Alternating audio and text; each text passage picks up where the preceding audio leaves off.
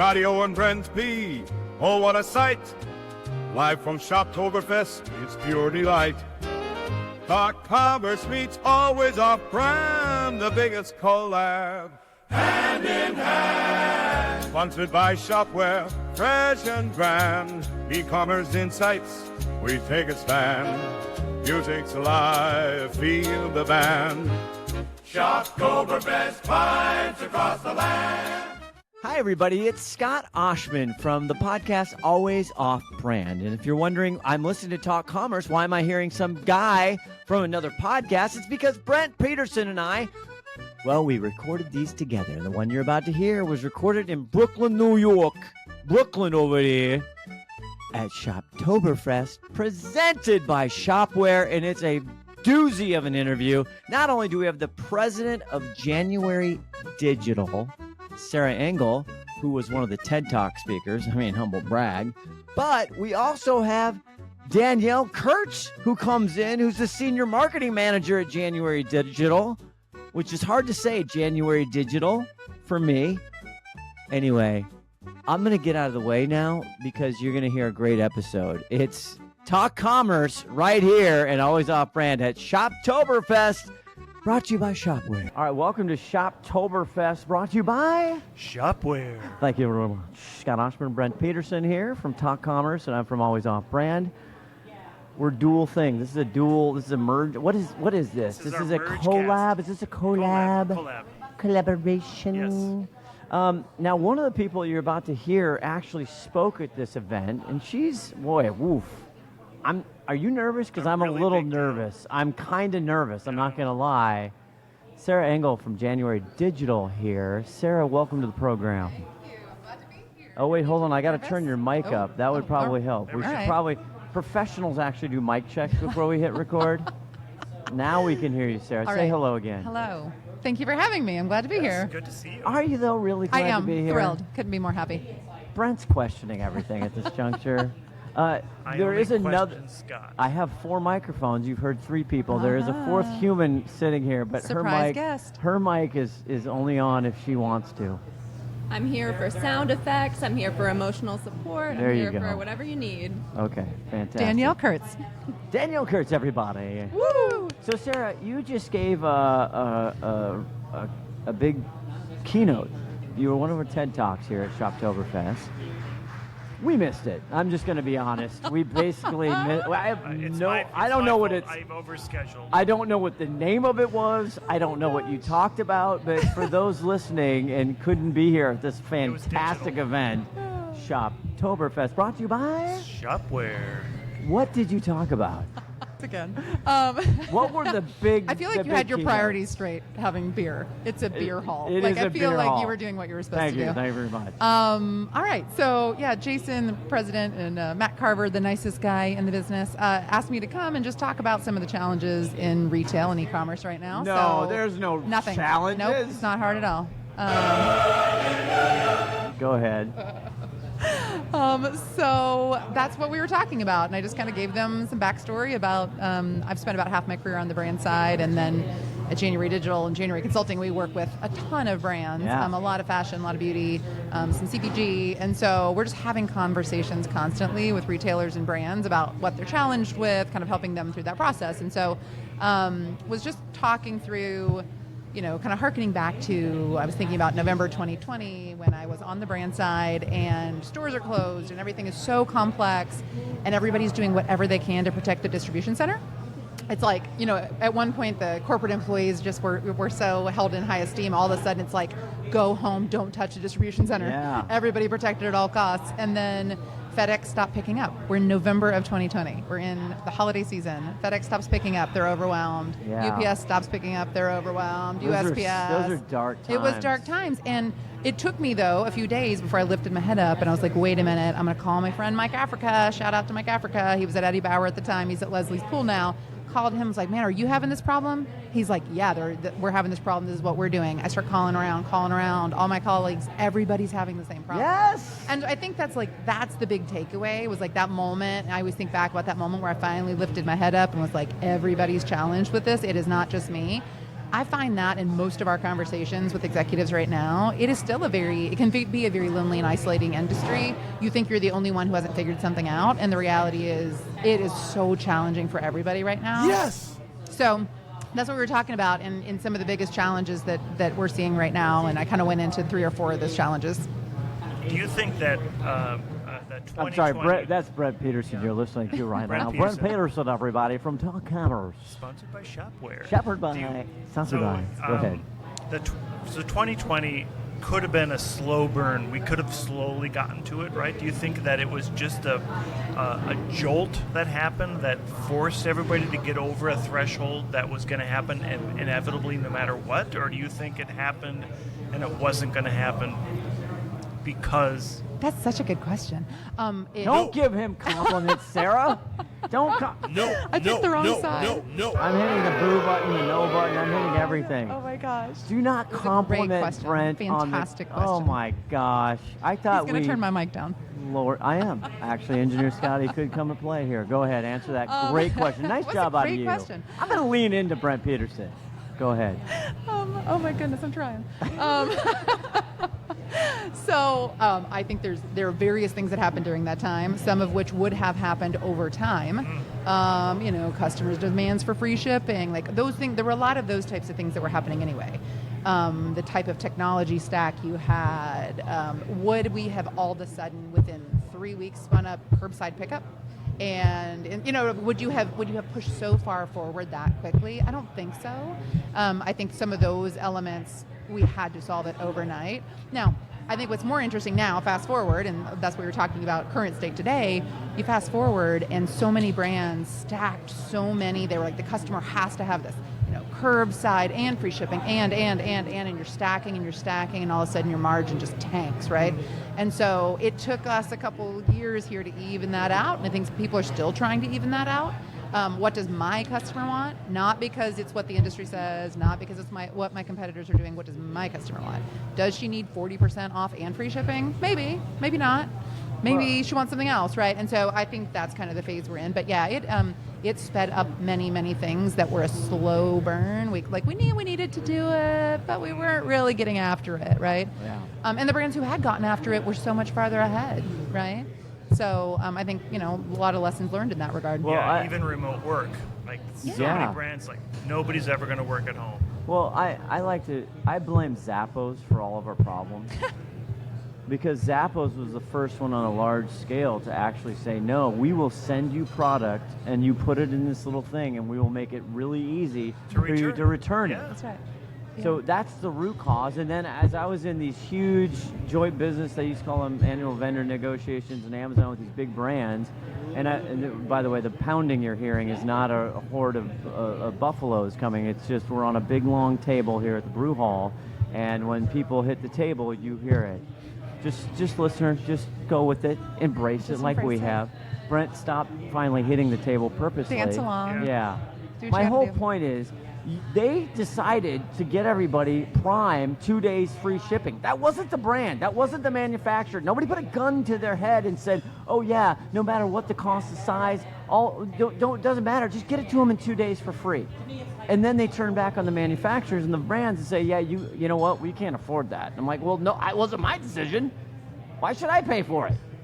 So this is what happened with COVID, right? E-commerce boomed, and a lot of the traditional expectation that the consumer had, I think they're spoiled rotten. Sarah, what do you think of that? They're spoiled rotten. I think we should pull it back, and Temu's doing it, and Shein's doing it, and now Amazon's doing it with direct manufacturing. You know what? Wait. If you're going to buy that 90% off, wait for it for 2 weeks. What do you think, buy Sarah? that 90% off later, Hosen. Yeah, Who would ever which do our that? friend right down the road, Rick Watson, did. That's amazing. Shout out Rick Watson. That's really amazing. Everybody drink well, Rick first of all, I Watson. feel like I need to defend Tony Hsieh. Like, I think they did something in the industry I that agree, yeah. had not been done before. So I'm going 100%. to go ahead and give him and Ray a shout out. That is true. They listened to their customers and they said, forget the way we've always done it. Let's do something different. To be honest- then everybody just followed along and didn't come up with a new what their customers wanted. And I think we all agree. I say that, but the reality, it was magical. It was. It was so good. It was amazing. I did it all the time. I've got a shoe problem. Have I told you that, Brent? No. Anyway, Sarah, back to. So what are the 3 or 4 things I don't know that? the customers are spoiled. I'm going back to your customers are spoiled conversation. I think that we've trained them. Yeah. What to expect. And we've told them that, just wait for it. We're going to go on promotion next month. Oh, we're going to be on promotion every, second Wednesday. We've trained them to do that. We've trained them to buy 3 sizes because we don't have great fit on our sites. 100%. We've trained them to buy 3 sizes and to send 2 back, right? Like, we've trained them to do that. And so untraining or having a different conversation, I'll say, with your customer is hard work, and it takes a lot of time. We were talking in the room in there about, in my presentation that you missed during beer, we were talking about, See, now she's in. We're gonna watch it. Again. Now she's getting the hang of the show. Now she's giving me shit, which is exactly what she should be doing because that's how we roll here. I love it, Sarah. Oh my gosh, It's we were fantastic. talking about promotions though, promotions discounts, and just the promotional drug that the whole industry is on. And I've worked with so many brands. I've done it myself on the brand side. I've worked with so many brands over the past year even who are trying to pull back on that, who are trying to talk. But it all comes from a point of customer understanding. Like, what does she really want? He really want? What does my customer actually care about? Because they might care about sampling. They might care about early access. They might care about getting loyalty points that they're going to turn in for something they actually want and care about. But what you've trained them to do is just wait for the sale, wait for the sale, wait for the sale. Yeah. And you've used channels like email, which had so much power in the past, to do nothing but just bombard people mass blast with promotions. And so you've lost effectiveness there. So a lot of your owned channels have lost effectiveness. So I think that it absolutely can be solved. We've solved it, many times, but I will say it takes about 18 months. It takes a lot of senior level. We're in 2025 planning right now. Yeah. Sit with your team and go, how many days were we on promo in 24? How many days are we willing to accept in 25? And it literally, you have to sit with your calendar and be like, okay, Labor Day sale was this long, we're going to cut it back one day.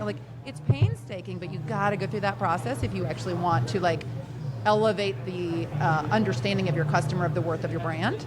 And if you want to protect margin, you've got to go through it.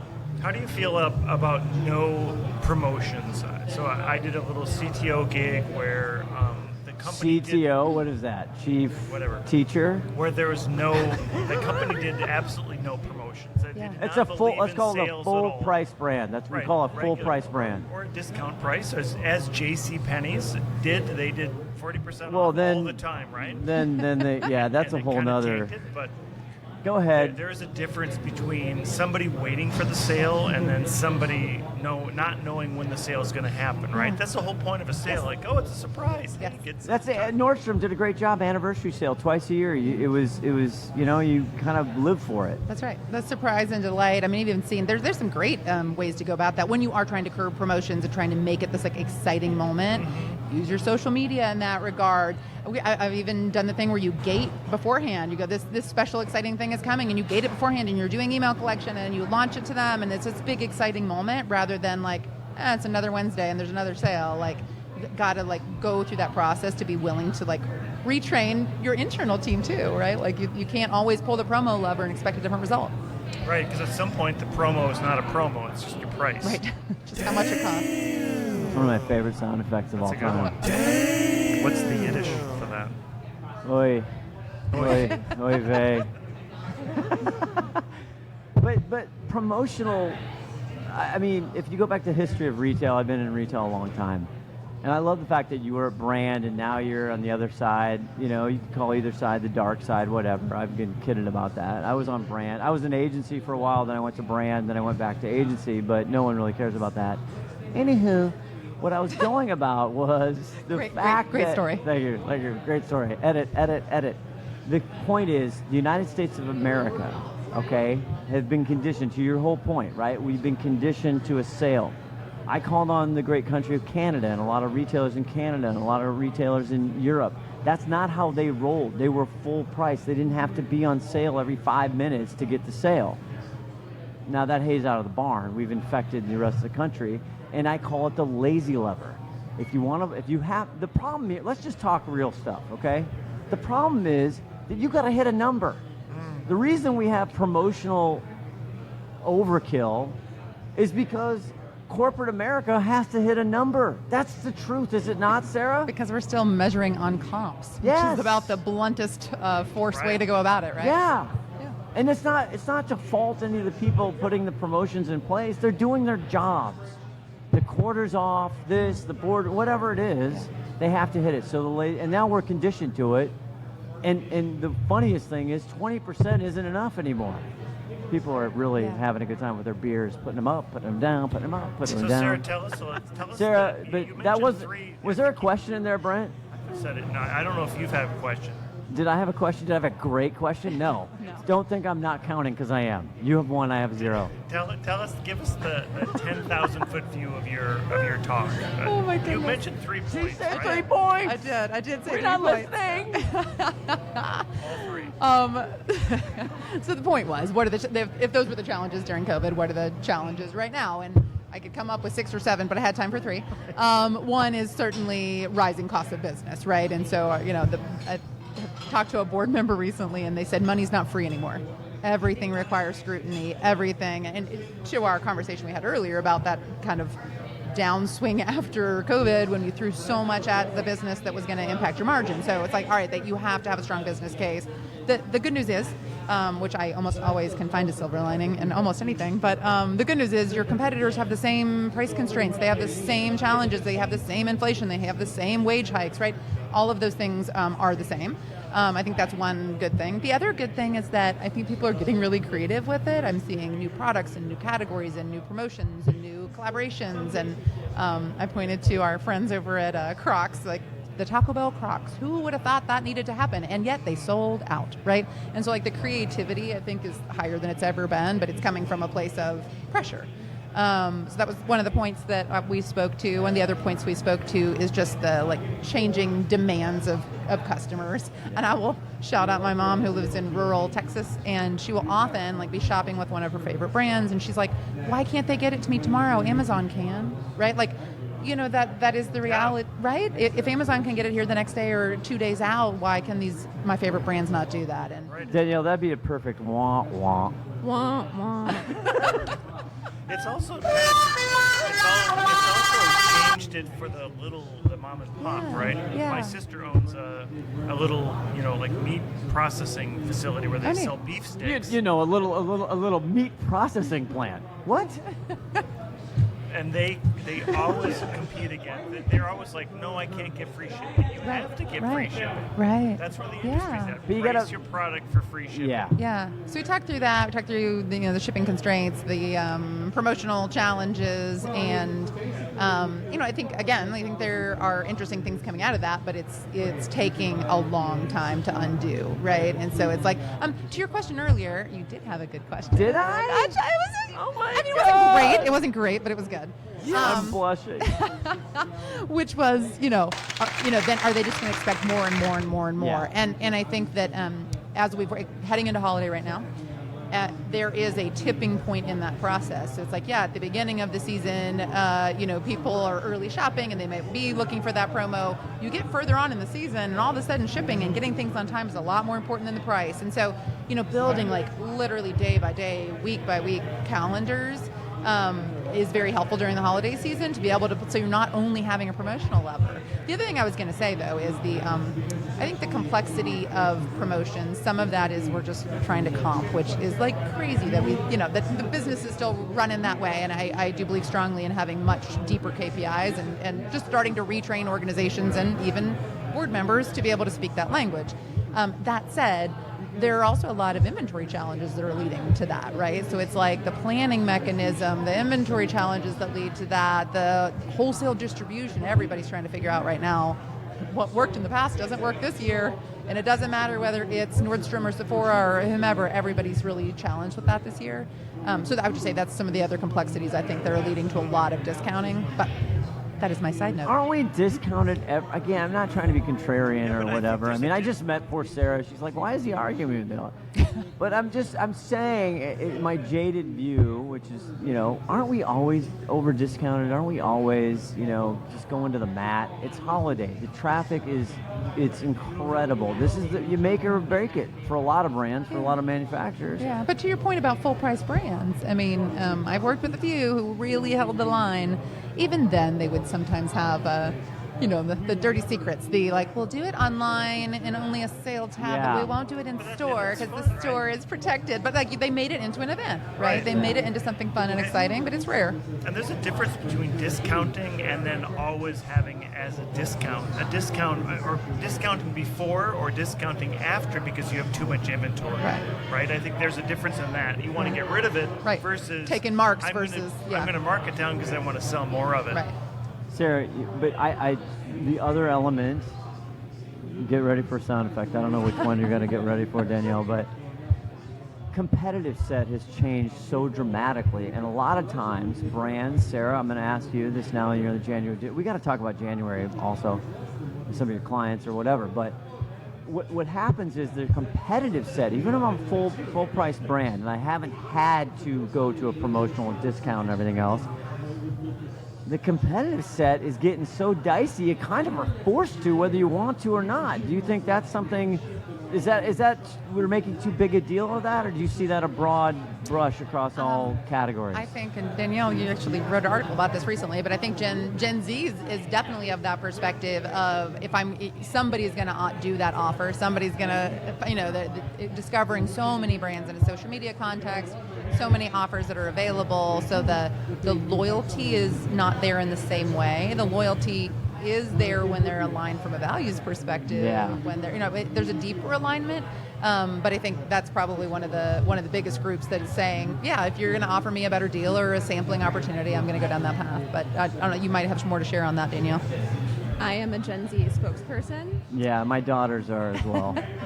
And I will say, it's true. I will shop by price unless there's a value that I really find myself aligning with, and I will go that route. But otherwise, it's really hard to convince me with any other factor. But price. So will you pay more for something that's important to you? I would say so, but I'd really have to be convinced. Not in my casual browsing, not when I'm needing something last minute, but if something is repeatedly hitting me over the head and I'm like, okay, I can get on board with this. Yeah.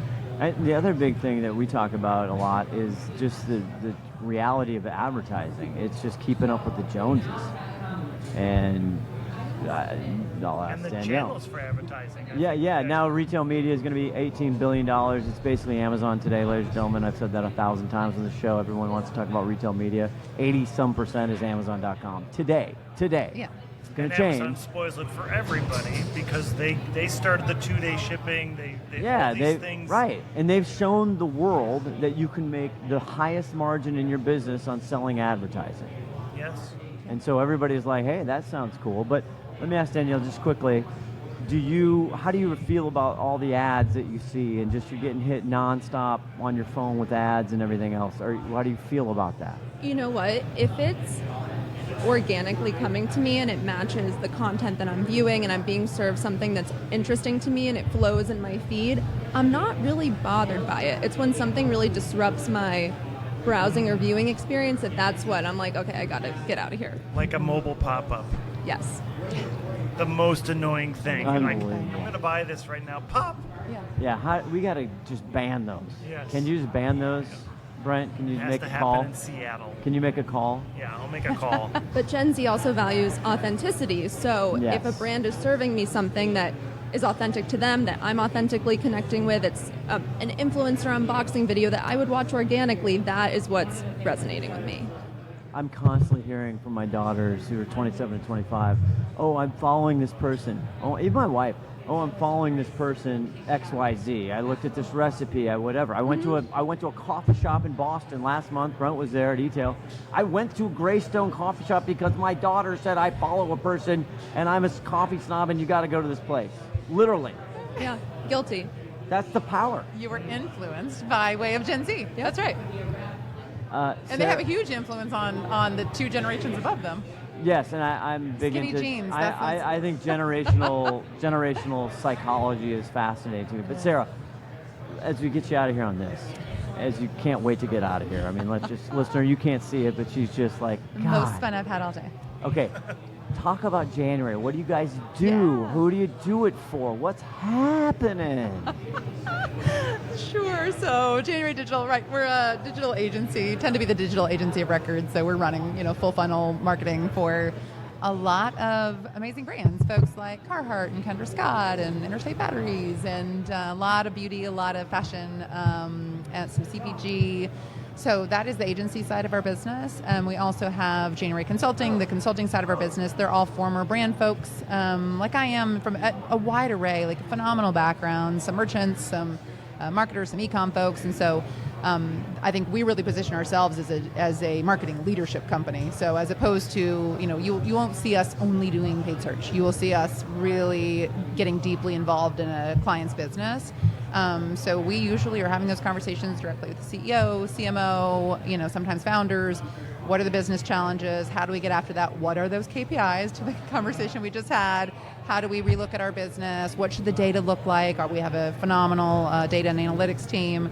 And then we go about that from a strategic point of view. So our consulting crew will come in and do anything from, hey, we'll do this leadership assessment. Where do you fall in the marketplace? What's your competitive set? To, major shifts in people's businesses, major digital transformation efforts, those types of things. And then our agency team, is phenomenal at every element of the funnel. And so they're, saying, okay, these are your business goals. You don't care if you sit down, and I think about this a lot, having been on the brand side, where you say, somebody sits down, you have one paid search person and one social and they sit down and go, paid search looks so great, Google looked great. And I'm like, my business is down 15%. Right. Like, read the room. And so we very much set out to build a different organization that understood business at a much deeper level. So that's what we're focused on. Yeah, we could keep going. I have so many more questions, but we can't. But yeah, But it's really good. I All won't- good stuff. Yeah, no, it's fantastic. Thank you Yes, for thank coming. you so It's much. great to meet you. You did great on not only the sound effects, but also the Gen Z representative here. Oh, I'm a jack of all trades. Yeah, you are. Outstanding. All right, Thank you, Sarah guys. Engel, Thanks for having January us. Digital, fantastic job. We will talk to you next time. What? We're here at Shoptoberfest, sponsored by Shopware. Thank you. Thanks. Bye-bye. Talk Commerce is a production of Content Basis, LLC. For more creative content, go to contentbasis.io.